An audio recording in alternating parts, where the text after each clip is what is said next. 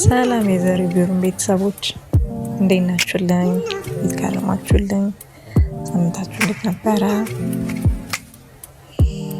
ዛሬ የምንገባበት ዓለም በጊዜ ብዛት ያልጠቆረ፣ በናፍቆት ያልዛለ እና በሞት እንኳን ያልተሸነፈ አንድ ድንቅ የፍቅር ታሪኩ የሚጀምረው በአንድ የአረጋውያን መርጃ ተቋም ውስጥ ነው። አንድ አዛውንት ትዝታዋን በሰረዘው በሽታ አልዛይመር ምክንያት ማንነቷን እንኳን ለረሳችው ሴት በአንድ አሮጌ ማስታወሻ ደብተር ላይ ሰፈረ ታሪክ ያነብላታል። ይህን ድንቅ ፊልም ከመጀመሪያው እስከ መጨረሻው እናያለን። እስከ መጨረሻው አብራችሁን ቆዩ። ታሪኩ የሚጀምረው በአንድ የክረምት ምሽት በሚደረግ ካርኒቫል ላይ ነው። ኖ አሊን ገና እንዳያት ነው በፍቅሯ የወደቀው። አሊ ግን ከሌላ ወንድ ጋር በካርኒቫሉ ላይ የተዝናናች ነበር። ኖ አሊን አብረሽኝ ተወጫለሽ ብሎ ሲጠይቃት አሊ አይ ብላ ትመልስለታለች። ኖ አሊና አብሯት የነበረው ወንድ የፌሪስ ዌል ላይ ተሳፍረው ወደ ላይ ሲወጡ እሱም እየሮጠ ሄዶ የሚሽከረከረው ጎማ ላይ ይለጠፋል። ጎማ ወደ ላይ ወጥቶ በጣም ከፍተኛ ቦታ ላይ ሲደርስ ኖ በአንድ እጁ ብቻ ተንጠላጥሎ አሊ ፊት ለፊት ይቆማል። ያ ቦታ በጣም ከፍ ያለና ትንሽ እጁ ቢንሸራተት ህይወቱ ሊያልፍ የሚችልበት ደረጃ ላይ ነበረ። ኖ በዛ ከፍታ ላይ ተንጠላጥሎ አብረሽኝ ካልወጣሽ እለቃለሁ ብሎ ያስፈራራታል። አሊ መጀመሪያ ላይ ቀልድ መስሏት አይ እምቢ ትላለች። ነገር ግን ሊለቅና ሊወረውር ሲል ትደናገጥና በድፍረቱ እየሳቀች እሺ አለችው። ትውውቃቸው እንዲበሳቅና በግርግር ቢጀመርም በመካከላቸው የነበረው ኬሚስትሪ ግን በጣም ጥልቅ ነበረ። በዛ ክረምት ሌሊቱን ሙሉ መንገድ ላይ ተኝተው ኮከብ ይቆጥሩ ነበረ። ሙዚቃ በሌለበት ዝምታ ውስጥ ጨፍሩ ነበረ። ኖ ለአሊ ነፃነትን አስተማራት። አሊ ደግሞ ለኖ ህይወት ትርጉም እንዲኖረው አደረገች። ፍቅራቸው ምንም አይነት ስሌት የሌለበት ንጹህና እብድ የሚያደርግ ነበረ። ነገር ግን ይህን ደስታ የሚያጠቁ ጥቁር ደመናዎች መምጣት ጀመሩ። የአሊ ቤተሰቦች በተለይም ባለጸጋዋ እናቷ ልጃቸው ተራ ፋብሪካ ሰራተኛ ከሆነ ደሃ ልጅ ጋር ፍቅር መያዟን ስታውቅ ክብሯ እንደተነካ ተሰማት። አንድ ቀን ኖህን ለራት በመጋበዝ ሴራ ያስባሉ። ይህም ዓላማቸው እሱን ለመታወቅ ሳይሆን ካንተ ጋር አንመጣጠንም የሚለውን መልእክት በብልሃት ለመንገር ነበረ። አሊ ኖህን ወደ ቤተሰቦቿ ትልቅ መኖሪያ ቤት ለራት ትጋብዘዋለች። ኖህ በጣም ተስማሚ የሆነ ልብስ ለብሶ ተረጋግቶና ትሁት ሆኖ የቀረቡ። ነገር ግን ገበታው ላይ እንደተቀመጡ የአሊ እናት ጥያቄዎችን ማዝነብ ጀመረች። ዓላማዋ ኖህን ማዋረድና ከኛ ጋር አትመጣጠንም የሚለውን ሐሳቧም ራሱም ለአሊም ለማሳየት ነበረ። ምንድነው ስራክ ስትለው ኖህ በኩራት በእንጨት ፋብሪካ ውስጥ በቀን 40 ሳንቲም እየተከፈለኝ ሰራለሁ ብሎ ይመልሳል። በዚህ ጊዜ በጠረጴዛው ዙሪያ የነበሩት የአሊ ቤተሰቦችና ጓደኞቻቸው መሳሳቅ ጀመሩ። ኖህ ለነሱ እንደ ተራ ሰራተኛ እንጂ እንደ ሰው አልታያቸውም ነበረ። ከራቱ በኋላ አሊና እናቷ ውጭ ሆነው እያወሩ ሳለ አሊ ከእናቷ ጋር ትልቅ ጭቅጭቅ ውስጥ ትገባለች። ኖህ ግቢ ውስጥ ሆኖ በሩቅ እናቷን ድምጽ ይሰማል። አሊ እወደዋለሁ ብላ ስትጮህ እናቷ በመናቅ ስሜት እንዲህ አለች፣ እሱ ላንቺ አይሆንም፣ እሱ ተራ የጎዳና ቆሻሻ ነው፣ ሂዝ ትራሽ። ኖህ ይህንን ስድብ በጆሮ ሰማ። በዛ ሰዓት የደረሰበት የክብር መነካትና በራሱ ላይ ያለው መተማመን ተናጋ።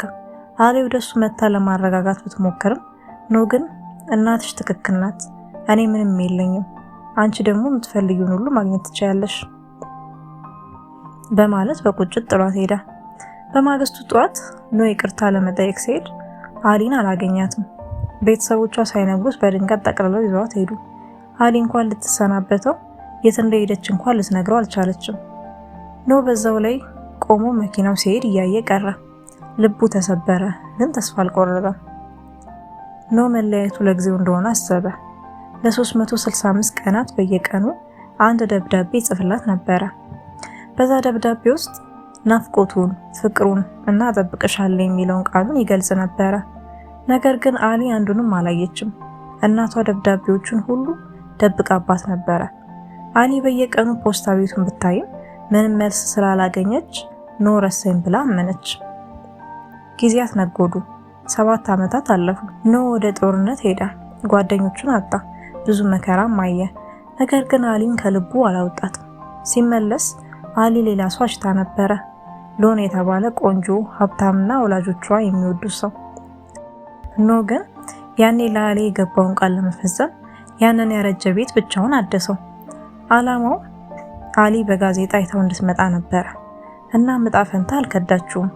ሰርጓ ጥቂት ቀናት ሲቀሩት አሊ የኖውን ፎቶ ጋዜጣ ላይ አየችው። አሊ የኖውን ፎቶ ጋዜጣ ላይ አይታ ወደ ቤቱ ከመጣች በኋላ በመካከላቸው የነበረው የ7 ዓመት ናፍቆት በአንድ ጊዜ ፈነዳ። በዛ ዝናብ ውስጥ በታንኳ ሲመለሱ አሊ በቁጭት ለምን አልጻፍክልኝም ለምን እያለች ስትጮህ ኖ በቃላት ሊገለጽ በማይችል ስሜት እንዲህ አላት፣ 365 ደብዳቤዎችን ጽፌልሻለሁ። ለ1 ዓመት ሙሉ በየቀኑ ጽፍልሽ ነበረ። አሁንም አልረፈደም፣ ገና አላበቃም። በዚህ ቅጽበት ነው አሊ እናቷ ደብዳቤዎቹን እንደደበቀችባት የተረዳችው። ያ ምሽት ለሁለቱም የ7 ዓመት ቁስላቸው የሻረበትና እውነተኛ ፍቅራቸው ዳግም የተቀሰቀሰበት ነበረ። በማግስቱ ጠዋት የአሊ እናት ኖ ቤት በድንገት መጣች። አሊ ደንግጣ ነበረ። እናቷ ልትቆጣ ወይም ልትወስዳት የመጣች መስሏት ነበረ። ነገር ግን የሆነው ሌላ ነው። እናቷ አሊን መኪና ውስጥ አስገብታ ወደ አንድ የድንጋይ ከሰል ማውጫ ቦታ ወሰደቻት። እዛም አንድ ተራ ሰራተኛን አሳየቻትና እንዲህ አለች፣ ይህን ሰው አየሽው? ከ25 ዓመት በፊት እኔም ልክ እንዳንቺ አብጄለት ነበረ። ቤተሰቦቼ ግን አልፈቀዱልኝም። እናቷ አሁንም ድረስ ያንን ሰው ስታየው ልቧ እንደሚመታና በወሰደችው እርምጃ እንደምትጸጸት ለአሊ ገለጸችላት። ለልጇ የፈለገችው ሀብት ሳይሆን እሷ ያጣችውን የልብ ደስታ እንደሆነ በዛ ሰዓት ተረዳች። ወደ ቤት ሲመለሱ እናቷ በታሸገ ጥቅል የደበቀቻቸውን 365ቱንም ደብዳቤዎች ለአሊ ሰጠቻት። ይሄውልሽ ምርጫ አንቺ ነው ብላ በሰላም ተሰናበተቻት። አሊ ደብዳቤዎቹን ይዛ ሆቴል ስትሄድ እጮኛዋ ሎም ይጠብቃት ነበረ። ሎም በጣም ጥሩ ሰው ነው። አሊን ይወዳታል። ግን አሊ ልቡ ያለው ነው ጋር መሆኑን አወቀች። ሎንን በሰላም ተሰናብታ ያንን ውድ መኪናውን እየነዳች ወደ ኖ ቤት ስትመለስና ኖ በደስታ ሲቀበላት ያለው ትዕይንት እጅግ በጣም የሚያምር ነበረ። አሊ ወደ ኖ ከተመለሰች በኋላ ያንን አሮጌ ቤት በራሱ እጅ አድሶ ላጠናቀቀው መኖሪያቸው ውስጥ ህይወታቸውን ጀመሩ። ፊልሙ በመሃል በሚያሳየን ጥቂት ትዝታዎች ውስጥ አብረው ልጆች ወልደው ደስ የሚል ትልቅ ቤተሰብ መስርተውና እስከ እርጅና ድረስ በፍቅር እንደኖሩ እንረዳለን። ኖ ለአሊ የገባውን ቃል ሁሉ ጠብቆላታል። ነገር ግን እርጅና ሌላ ከባድ ፈተና ይዞ መጣ። አሊ የመርሳት በሽታ ተጠቂ ሆነች። ህመሙ እየጠነከረ ሲሄድ አሊ ህይወቷን ሙሉ የወደደችው ኖህን፣ ልጆቿንና ማንነቷን ጭምር መርሳት ጀመረች። አሊ ገና ህመሟ ሳይጠናከርና ትዝቷ ሳይጠፋ በፊት አንድ ውሳኔ ወስና ነበረ። የታሪካቸውን ዝርዝር በማስታወሻ ደብተር ላይ ጻፈችውና በመጀመሪያ ገጽ ላይ እንዲህ የሚል መልእክት አስቀመጠች። ኖ ሆይ ይህንን ታሪክ አንብብልኝ፣ እኔም ወደ አንተ መለሳለሁ። ፊልሙ የሚጀምርበት የአረጋውያን መረጃ ተቋም ውስጥ የምናየው ትዕይንት ይሄ ነው።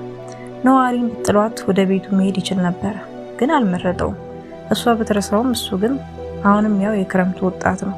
በየቀኑ አጠገቧ ተቀምጦ የራሳቸውን ታሪክ እንደ አዲስ ያነብላታል።